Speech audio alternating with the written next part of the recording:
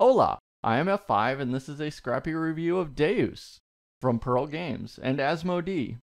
Deus is not quite a lot of things. It's not quite territory control, it's not quite engine building, it's not quite good looking, it's not quite bad looking, it's not quite thematic, it's not quite bland, it's not quite complicated, and it's not quite simple, but it is quite good. It's balanced, offers flexibility without complexity, and often wraps up in a nifty little climax. Deus is basically Super Catan, and since I'm going to be mentioning Catan a lot, I need to say a few words on it. Settlers of Catan remains popular despite now being more than 2 decades old. I respect it for the role it played in building the board game hobby and industry into what it is today, but that doesn't mean it's not antiquated, slow-moving, and just boring. It certainly doesn't help that at this point I've played Catan somewhere in the neighborhood of 100 times. But those that ever loved Catan, myself included, will probably really enjoy Deus. In many ways, it is exactly what I imagine a modern revision of Catan might look like. It boots out the dice in the player-to-player resource trading, both of which were regularly unbalancing factors, and expands upon the rest. Although it doesn't look it, Deus actually appears to be a really good introductory game for new board gamers. Each turn is rather simple to play out, and the complexity of the game grows as the game moves along. Players start with virtually nothing, but end with a variety of buildings spanning regions of mountains, fields, swamps, forests, and seas. The game focuses primarily on buildings represented by cards, each with a cost, a color, and an effect. There are 6 colors. Blue maritime buildings allow you to make trades for resources, money, or points.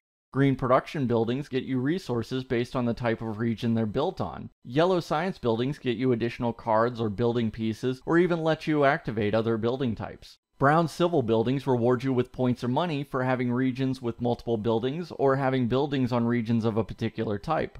Red military buildings allow you to steal points or money from barbarian villages and other players. They are also the only buildings in the game which can be moved, which can help you expand or block other players. Finally, purple temple buildings provide a pile of points based on various endgame objectives.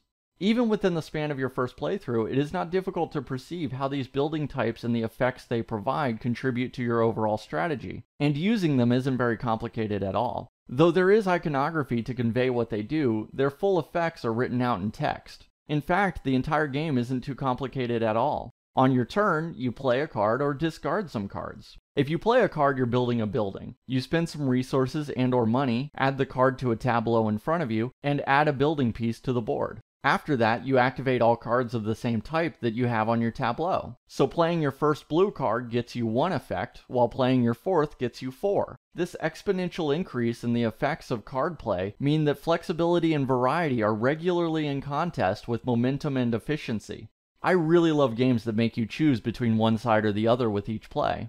At the same time, this means that the effect of the first card you play of a given color will activate more times as you play others to the same set. This adds another layer of strategy to the order in which you build your buildings. Altogether, this part of the game is not terribly complicated, but it provides a vast realm in which to explore and exploit strategy. When you aren't building, you're discarding cards and replenishing your hand. This is called making an offering. You discard as many cards as you like and gain a bonus based on the number discarded and the color of the last card discarded. These bonuses are nothing to sneeze at. They give you money, resources, points, extra cards, or a variety of additional buildings added to the limited pool from which you build on the board. You also redraw your hand up to 5 cards. There are other games which similarly require you to burn an entire turn performing some kind of reset, but the discard bonuses in Deus matter so much that this should never feel like a wasted turn. In fact, it's not uncommon to make an offering as your very first action. And that's really a major strength of the game. The options are simple, but their impact is deep and expansive.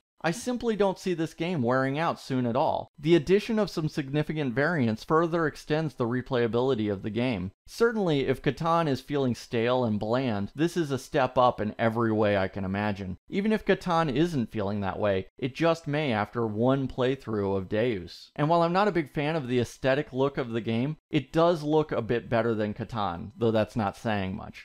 Ultimately, enjoy Catan or not, familiar with Catan or not, this is going to be a game well worth giving a shot.